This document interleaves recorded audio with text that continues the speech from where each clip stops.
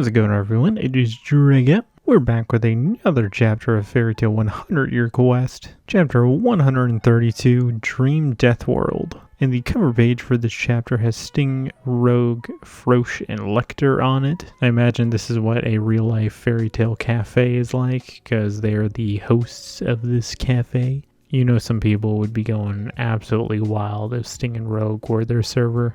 I think this is a really fun cover. It mostly reminds me of like the real life cafes that they have for Fairy Tale, and I think they actually had Sting and Rogue in these kind of outfits, but in like a chibi form at one time. The chapter picks up with Urza, Jalal, and Minerva fighting the Signaro sisters, and they're within this weird world, and they're questioning, hey, how did we end up here? And the Signaro sisters are loving this, which I'm blanking on their names. The one sister is absolutely loving their reactions and starts to explain what this actually is, that she used alchemy to transmute the world around them, which throughout this chapter I love how like full of herself she is, because she's like, don't I have good taste? I made a psycho pop amusement park and I called it Dream Death World, which every time I keep reading that I keep thinking it's like Dream Death Match, and I'm thinking it's like a Call of Duty lobby. These two sisters really do have opposite personalities, because one is so bubbly and the other one is just like, please stop talking. And because she thinks that no one gets it, she explains this further, that the world is made by her, for her. You get her making a giant killer plushie, which this plushie has a giant spiked arm and it goes to punch everyone. But you get the sister calling herself a god, which she's like, oh, wait. I'm not actually a god, I'm a cutie god. Which Minerva takes the lead here, and she's like, I don't really care if your doll moves, and she hits it with a vanish spell. I'm not even going to try and pronounce that actual name. So the teddy bear plushie is out of commission, and the sister is just like, okay, wow, I didn't really expect you to do that. So I guess up next is the dancing flower show. These flowers had made an appearance before in a 100-Year Quest. I know it was with Lucy, and I think it was like when we first were meeting Silene, if I remember right. And Urza takes the lead to take down all these flowers using her Flame Empress armor, which we haven't had in a while, so it's nice to see once again.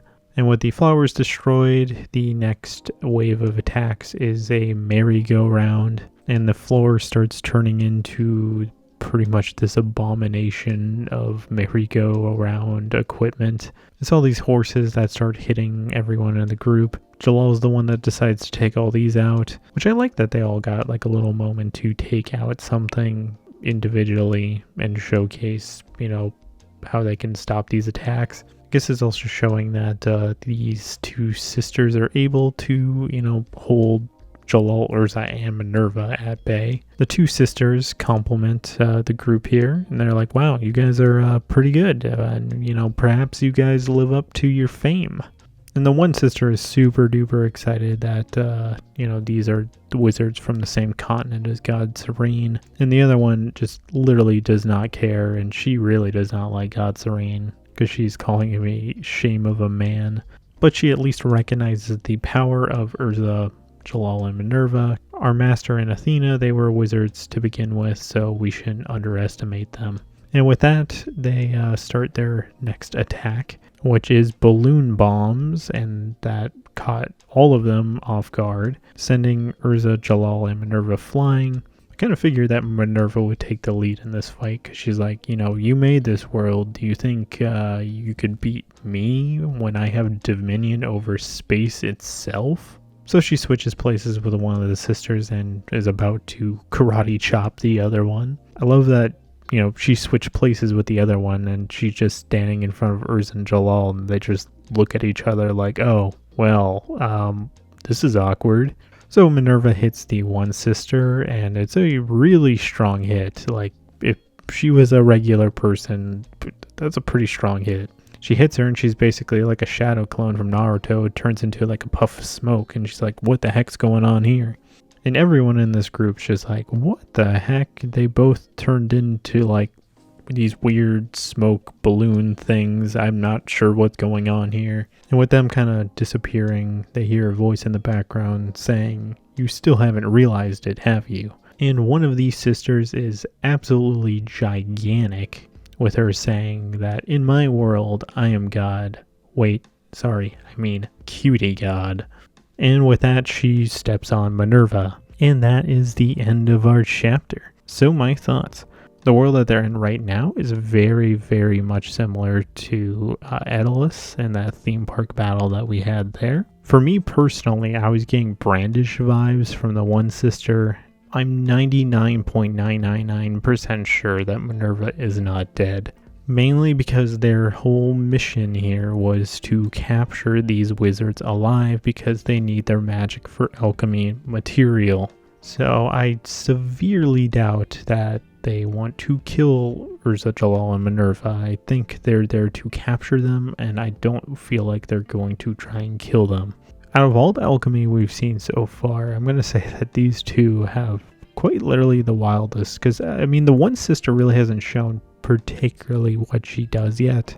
The other one, with how she has like complete manipulation of this world, yeah, good luck beating that. And especially with Minerva herself, she was able to switch places, and you know they could do literally nothing against her. For the next chapters here, I almost feel like Urza is definitely going to be using the Nakagami armor, because you know that was the main counter that she used against Minerva when she was controlling space.